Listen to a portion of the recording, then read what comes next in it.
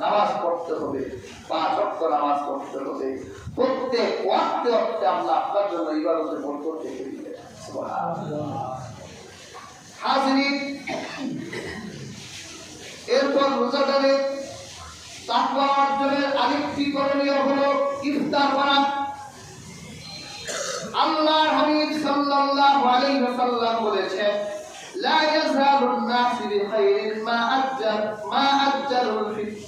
আল্লাহর হাবিব সাল্লাল্লাহু আলাইহি ওয়াসাল্লাম বলেন, এই উম্মত ততদিন পর্যন্ত কল্যাণের উপর থাকবে যতদিন পর্যন্ত তারা তাড়াতাড়ি ইফতার করবে।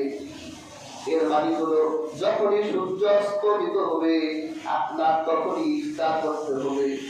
যদি আপনি বেশি মুসল্লিগিরি করেন, বেশি মুমিনগিরি করেন আর বলেন যে না আগে নামাজটা পড়ি, নামাজ তো বড় ইবাদত, নামাজ পড়ার পরে ইফতার করি, তাহলে আপনি কল্যাণের উপর থাকলেন না, বরং আপনি অমঙ্গল ডেকে আনলেন।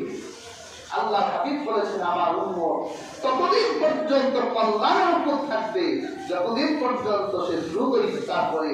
এর অর্থ হলো সে আগে ইফতার করবে, পরে নামাজ পড়বে। সে এক গ্লাস পানি খেয়ে হলেও সে আগে ইফতার করুক, একটা খেজুর খেয়ে হলেও সে আগে ইফতার করুক, তারপর সে নামাজ পড়বে। কাজী হাজির, আমাদের আগে কি করতে হবে? ইফতার করতে হবে, এরপর নামাজ পড়তে হবে। এটা রোজাদারের আরেকটা করণীয়। শুধু নিজে ইফতার করবো না, সমর্থ থাকলে ইফতার করাবো। হাদিসে রাসূলুল্লাহ বলেছে যে রোজাদার আরেকজন রোজাদারকে ইফতার করাবো, আল্লাহ তাআলা তার জীবনের গুনাহগুলোকে মাফ করে দিবেন। সুবহানাল্লাহ। আর সে তার নিজেকে আগুন থেকে রক্ষা করবে। কাজী হাজির, শুধু নিজেই ইফতার করবো না, বরং আমরা আরেকজনকে ইফতার করানোর চেষ্টা করব। আল্লাহ তাআলা আমাদের প্রত্যেককে যাতে ইফতার করানোর তৌফিক দান করেন। আমিন। হাজিরিন, এরপর রোজা রাখা অবস্থায় মিসওয়াক করা যাবে কিনা? হাদিসে নববীতে এসেছে, হযরত আমির রাদিয়াল্লাহু তাআলা রিওয়ায়াত করেছেন, আমি আল্লাহর হাবিবকে রোজা রাখা অবস্থায় মিসওয়াক করতে দেখেছি। কাজে হাজিরিন, রোজা রাখা অবস্থায় আপনি মিসওয়াক করবেন, দাঁতটা পরিষ্কার রাখবেন, মুখটাকে সুন্দর রাখবেন। যদি আপনি এটা মনে করে যে আল্লাহ রাসূল তো বলেছেন রোজাদারের মুখের দুর্গন্ধ আল্লাহর কাছে মিষ্টির চেয়েও দামি, হাদিসে আসছে রোজাদারের মুখের দুর্গন্ধ আল্লাহর কাছে মিষ্টির চেয়েও দামি। এই জন্য আপনি যদি চিন্তা করেন যে আমার মুখটা যত দুর্গন্ধ রাখা যায় ততই রাখবো, তা আমার মেশকের ঘ্রাণ তত দামি হবে, এটা আপনার অপব্যাখ্যা। আপনি রাসূল পাক সাল্লাল্লাহু আলাইহি সাল্লাম তিনি কাঁচা ডাল দিয়ে মিসওয়াক করতেন, আপনি মিসওয়াক করে পরিপাটি রাখবেন, সুন্দর রাখবেন, তারপর আপনার ভিতর থেকে যে দুর্গন্ধ থাকবে আমার আল্লাহর কাছে এটা মেশকের চেয়েও দামি।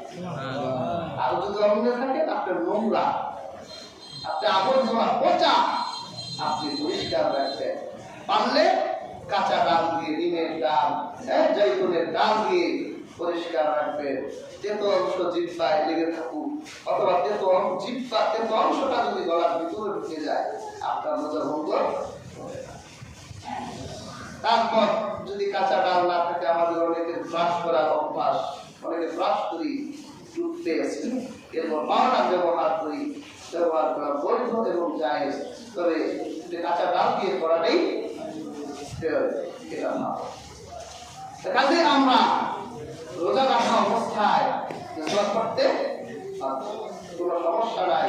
রাহমাতুল লিল আলামিন নিজে তিনি মিসওয়াক করতেন। এরপর হাজির, আতর লাগানো যাবে কিনা, শরীরে তেল দেওয়া যাবে কিনা? হাদিসে নববীতে এসেছে আল্লাহর হাবিব সাল্লাল্লাহু আলাইহি ওয়াসাল্লাম তিনি রোজা রাখা অবস্থায় আতর দিতেন, শরীরে তেল দিতেন এবং সুরমা দিতেন। এক হাদিসে এসেছে এক সাহাবী চোখের ব্যথা নিয়ে রাসূলুল্লাহর কাছে এলেন, ইয়া রাসূলুল্লাহ, ইয়া হাবিবাল্লাহ, আমার চোখের ব্যথা, আমি কি আমার চোখে সুরমা লাগাতে পারি? আল্লাহ হাবিব বলল, হ্যাঁ, তুমি তোমার চোখে সুরমা লাগাও।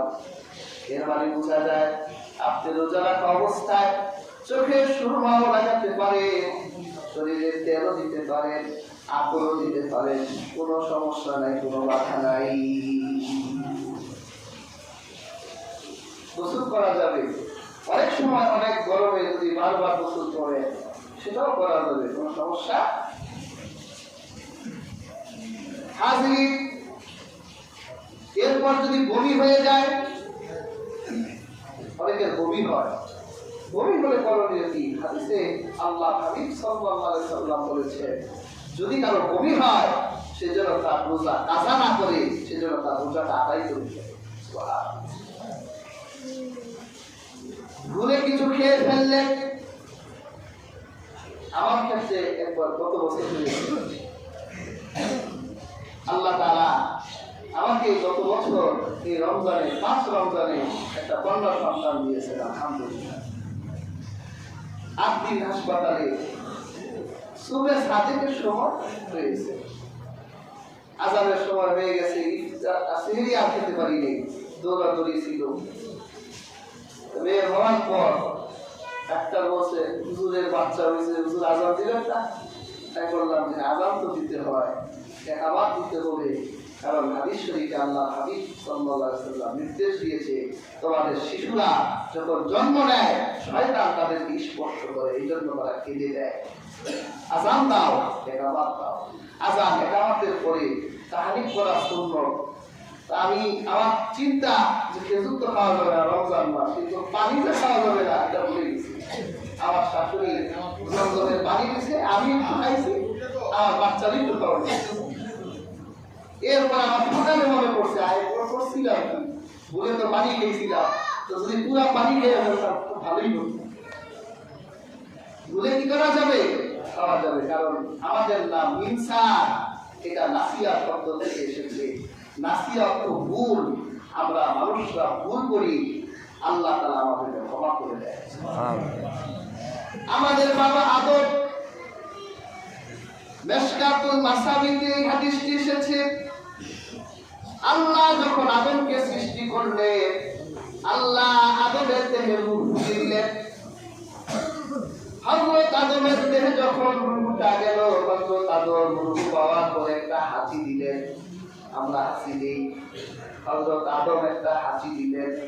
হযরত আদম হাঁচি দিয়ে তার জীবনের প্রথম আল্লাহর প্রশংসা করলেন, আলহামদুলিল্লাহ।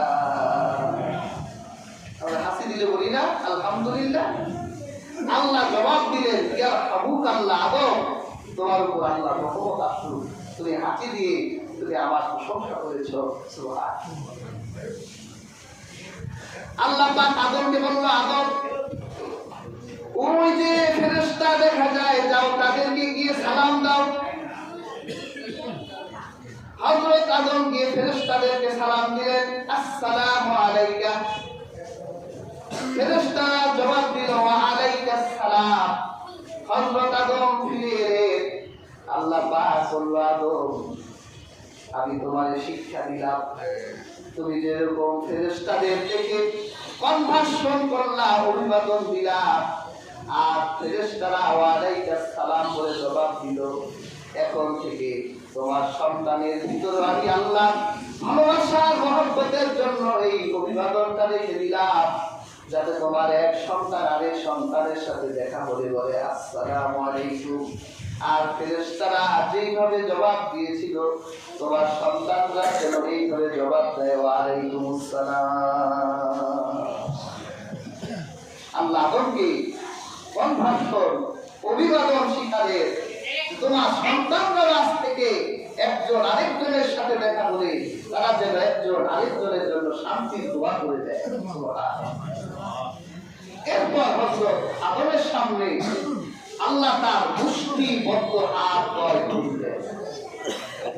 তাহলে বোঝা যায় আল্লাহ কি আছে? হাত। কিন্তু কেউ যদি এই ধারণা করে আল্লাহর হাত আমাদের হাতের মতো, সে কাফের হয়ে যাবে। আল্লাহর হাত আছে আল্লাহর মতোই, আমাদের কাছে আকার, আল্লাহর হাতের কোন আকার আমাদের কাছে আল্লাহ আদমের সামনে আল্লাহর হাত তুললেন। হযরত আদম দেখলেন আল্লাহর হাতের ভিতরে হযরত আদমের সন্তানদের রূপ। হযরত আদম জিজ্ঞাসা করলেন, মা হাউলা, আল্লাহ এরা কারা? আল্লাহ পাক বলল, আদম এরা হলো তোমার সন্তান। হযরত আদম দেখে আল্লাহর হাতের মুষ্টিবদ্ধ হাতের ভিতরে এমন একটা রূপ, যে রূপটা সবচেয়ে উজ্জ্বল, যাকে দেখতে সবচেয়ে ভালো দেখায়। হযরত আদম বলল, মান হাউলা, মান হাদা, আল্লাহ একে? আল্লাহ বলল, ইবনুকা দাউদ, তোমার ছেলে দাউদ। আমি আল্লাহ এই দাউদের হায়াত তার চোখের দুই চোখের মাঝখানে 40 বছর রেখে দিয়েছি। ইয়ার হাজিরিন, আমাদের প্রত্যেকটা মানুষের হায়াত দুই চোখের মাঝখানে আল্লাহ রেখে দিয়েছি।